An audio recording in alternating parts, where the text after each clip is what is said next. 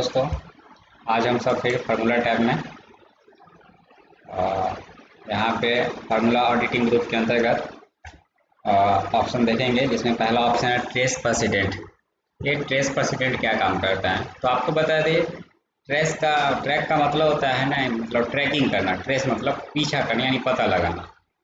तो जैसा कि ट्रेस प्रेसिडेंट काम करता है, जैसे कि हमारा जो रिजल्ट सेल है, जैसा कि हमने इसमें फार्मूला अप्लाई करके है ना, इसको कैलकुलेशन यानी ये सभी सेल के वैल्यू को हम कैलकुलेट करके यहाँ पे इसका रिजल्ट टोटल निकाले हैं।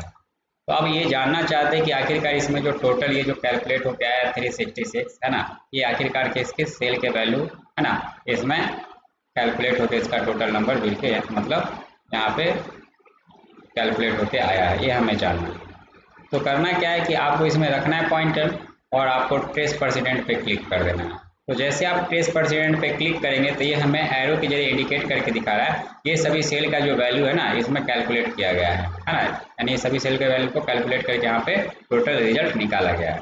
क्यों? क्योंकि यहाँ पे हम फार्मूला पहले से अप्लाई कर रखे थे, तो बस ये रिजल्ट सेल है, यानी इसमें हमें पॉइंट रखना है और ट्रेस प्रेसिडेंट पे क्लिक करेंगे। देख सकते हैं, फिर ट्रेस प्रेसिडेंट पे क्लिक किए, यहाँ पे रिजल्ट दिखा रहा है। तो इस तरह से जो है आप ये काम कर सकते हैं।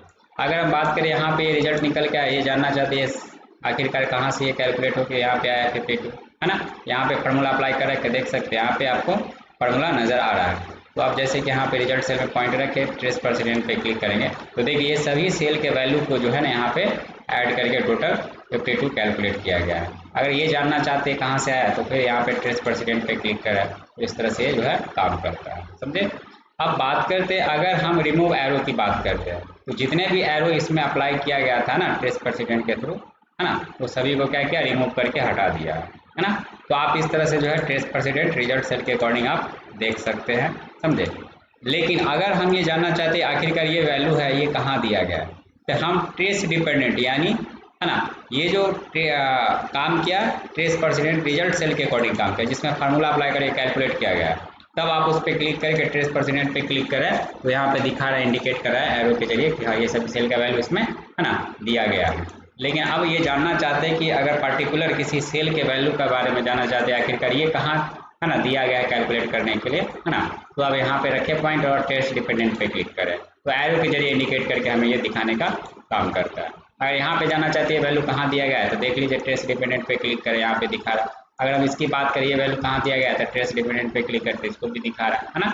अगर इसकी बात करते हैं वैल्यू कहाँ दिया गया है ट्रेस डिपेंडेंट पे क्लिक करें, देखिए दिखा रहा है ना, इसमें ऐड किया गया है। इस तरह से काम करता है। नेक्स्ट अगर हम बात करते हैं इसी में, अगर रिमूव प्रेसिडेंट पे क्लिक करते तो सिर्फ या जैसे कि जो सेलेक्ट सेल है ना, अगर हम प्रेसिडेंट पे क्लिक करते रिमूव प्रेसिडेंट एरो पे क्लिक करते हैं तो सिर्फ प्रेसिडेंट एरो आपका रिमूव होकर हटेगा इंडिविजुअली है ना। अगर सिर्फ आपको डिपेंडेंट्स एरो हटाना चाहते हैं तो उसमें रखिए पॉइंटर और रिमूव डिपेंडेंट्स एरो पे क्लिक करेंगे तो रिमूव हो जाएगा डिपेंडेंट्स एरो, समझे। अगर हम बात करते हैं है ना फिर से रिमूव डिपेंडेंट्स एरो पे क्लिक किया तो रिमूव होकर हट जाए। लेकिन अगर सभी को हटाना है तो आप रिमूव एरो पे क्लिक करेंगे, सारा का सारा एरो क्या होगा, रिमूव होकर हट जाएगा। तो इस प्रकार जो है हम सब इस्तेमाल करेंगे। नेक्स्ट हम बात करें शो फार्मूला। तो शो फार्मूला काम क्या करता है, तो आप अपने ये सीट में वर्कशीट पे जो भी आप काम करने के लिए है ना, मतलब जो भी रिकॉर्ड से रिलेटेड डेटा बनाया है और उसे कैलकुलेशन किया है, उसमें जितने भी फार्मूला आप अप्लाई किए हैं है ना, वो सभी फार्मूला को ये क्या करता है, शो फार्मूला ओपन करके उसी सेल में दिखाने का काम करता है। तो चलिए हम यहाँ पे एक डेटा बना रखे हैं, ये सभी को कैलकुलेशन करके हम है ना रिजल्ट निकाल रखे थे, यानी इसमें फार्मूला अप्लाई है ऑलरेडी, यहाँ पे भी फार्मूला अप्लाई है ना। तो हम क्या करना चाहते हैं, यहाँ पे शो फार्मूला पे क्लिक करेंगे तो आप देख सकते हैं यहाँ पे सभी फार्मूला ओपन हो चुका है। तो देख लीजिए इसमें जो क्या फार्मूला अप्लाई हो चुका है, देख सकते हैं C2:G2 है ना, इक्वल सम C2:G2 दिखा रहा है, यानी फर्स्ट वाले के लिए देख सकते हैं राज के लिए है ना, सभी फार्मूला ओपन होकर दिख रहा है। यहाँ पे भी देख सकते हैं क्या क्या फार्मूला अप्लाई कर रखे हैं, यहाँ पे रिजल्ट नजर आ रहा है, समझे। तो इस तरह से जो हम इस्तेमाल कर सकते हैं। फिर अगर इसी पे क्लिक करें तो पुनः फिर पहले जैसा था हमारा सेल है ना वैसा ही हो जाएगा है ना। यहाँ पे जैसे क्लिक करेंगे तो आपको फार्मूला दिखाएगा, समझे ना, वैल्यू आपको नज़र नहीं आएगा कैलकुलेट किया हुआ। लेकिन आप पुनः उसी पे क्लिक कर देंगे तो फिर फार्मूला हट जाएगा है ना, दिखेगा नहीं ओपन होके। फार्मूला अप्लाई है, जब आप उस सेल में रखेंगे तो यहाँ पे फार्मूला बार में दिखेगा, बट यहाँ पे कैलकुलेट किया हुआ वैल्यू अब नजर आने वाला आ रहा है, समझे। तो इस तरह से जो हम यूज़ कर सकते हैं।